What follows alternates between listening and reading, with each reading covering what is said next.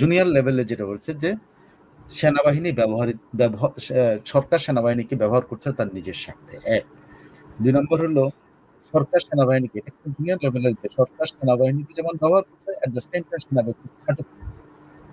এটা কিভাবে? এটা হলো একদিকে সেনাবাহিনীকে যেভাবে ব্যবহার করা হচ্ছে সেইভাবে সেনাবাহিনী খাটো হচ্ছে।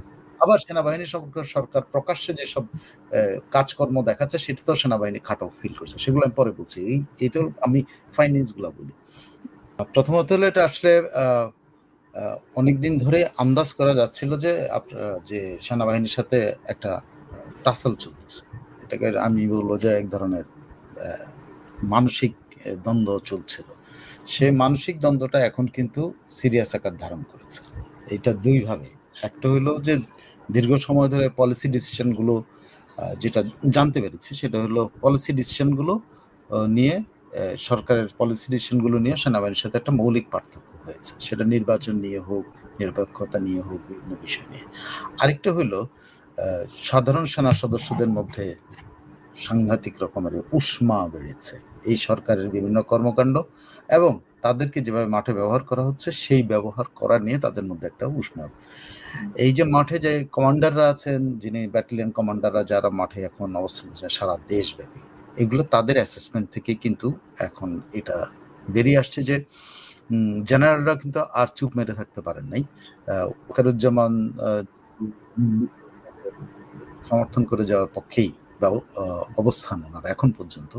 কিন্তু জেনারেলরা মনে করছেন যে আ পুরো সেনাবাহিনীর যে ভাবমূর্তি, এই ভাবমূর্তি যেভাবে ক্ষুণ্ণ হচ্ছে, সে ক্ষুণ্ণ হওয়ার প্রেক্ষাপটে এবং সাধারণ সৈনিকদের যে মনোভাব যা আছে, এই বিবেচনায় করে আ মাঠে আর এই সেনাদের উপস্থিতি এইভাবে ইউনূস সরকারের প্রতি নিঃশর্ত সমর্থন করে এটা থাকার প্রয়োজন নাই বলেই তারা সাডেনলি এই প্রত্যাহারের ব্যাপারটা পেয়েছে। যদিও মুখে বলা হয়েছিল যে ইলেকশন ট্রেনিং এর জন্য এটা আসলে তা না। আসলে হলো এই মানে রিসেন্ট পাস্টে মানে সিনিয়র কমান্ডারদের, সিনিয়র জেনারেলদের যে একটা বৈঠক হয়েছে বলে জানা গেছে, সেই বৈঠকে এই বিষয়গুলো স্ট্রংলি আসছে যে অ্যাসেসমেন্ট ফ্রম দি ফিল্ডে সেনাবাহিনী সম্পর্কে মানুষের মনোভাব খুবই নেতিবাচক হচ্ছে বলে একটা অ্যাসেসমেন্ট আসছে। কি জন্য নেতিবাচক? প্রথমত হইলো যে পক্ষপাতদুষ্ট আচরণ করতে হচ্ছে তাদেরকে।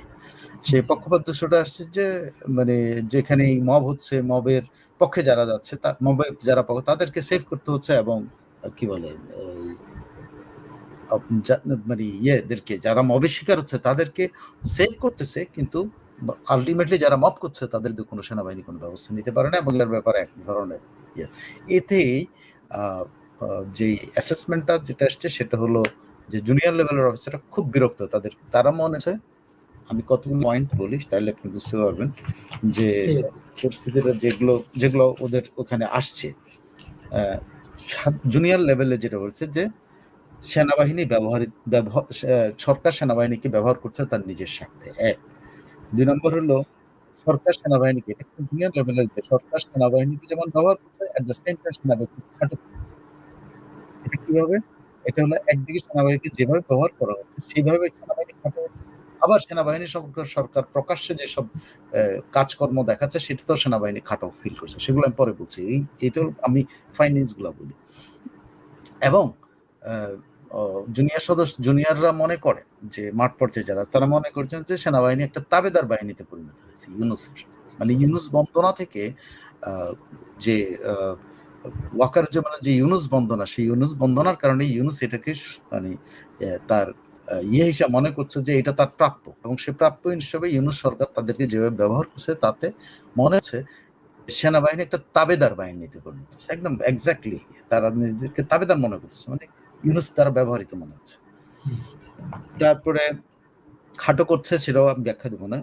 পরবর্তীতে তাবেদার তারা বলছে। তারা আরো বলছে যে কেউ এভাবে বর্ণনা আছে যে আমাদেরকে দেখে এখন মনে হয় আমরা একটা ভাড়াটে বাহিনী, ইউনূসের ভাড়াটে বাহিনী। ইউনূস যা বলে আমরা তাই করছি। আমরা আসলে মানুষের পক্ষে আমরা কটূক্তি করছি। মানুষের জন্য মানুষকে যে আসলেই অত্যাচার করা হচ্ছে, এই অত্যাচার থামানোর জন্য আমরা কি করেছি?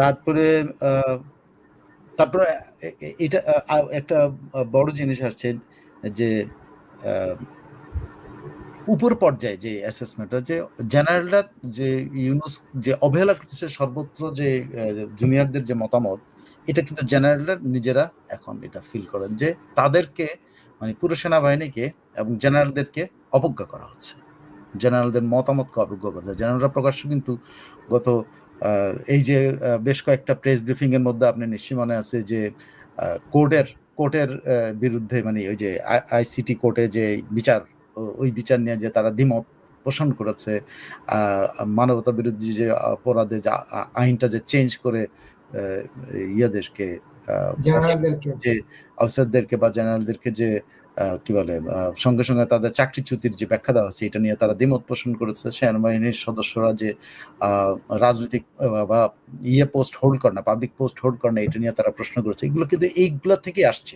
কিন্তু এই অ্যাসেসমেন্টটা হয়েছে বেশ কিছুদিন ধরে, যে কারণে আপনি দেখতে পাচ্ছেন যে অল দি জেনারেল মানে একদম কথাবার্তা বলাতে দু চার যাদেরকে অ্যাসাইনমেন্ট দেওয়া হচ্ছে তারা কিন্তু ব্রিফিং করছে, এবং ব্রিফিং এর মধ্যে একটা মত ভিন্নতার একটা সুর আপনি দেখতে পাবেন।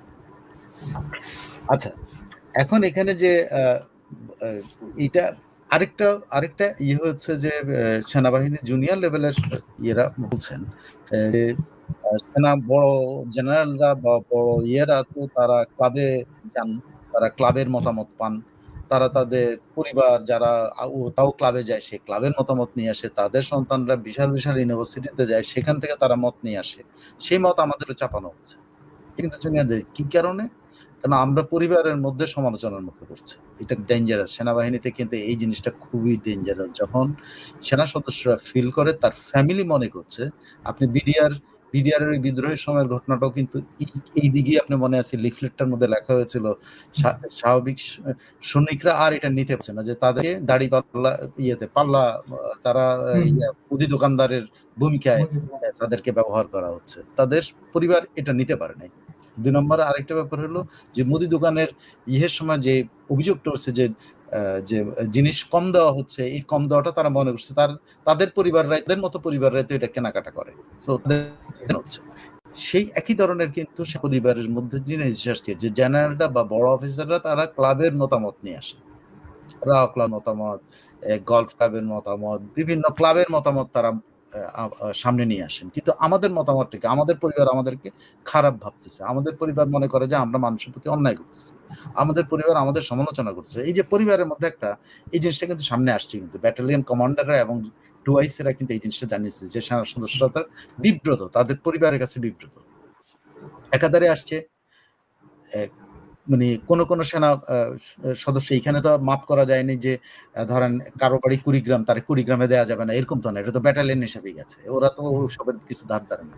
কিন্তু কোন ব্যাটালিয়ন কিন্তু ব্যাটালিয়নের অনেক সদস্য কিন্তু তাদের এলাকায় তাদেরকে দায়িত্ব পালন করছে, সেখানে কিন্তু তারা প্রচন্ড রিয়াকশনের সম্মুখীন হয়েছে, আত্মীয় স্বজন তাদের মানে গালাগালি করেছে, তাদের বন্ধু বান্ধব তাদেরকে গালাগালি করেছে, মাঠ ঘাটে তো বন্ধু বান্ধবরাই ছিল।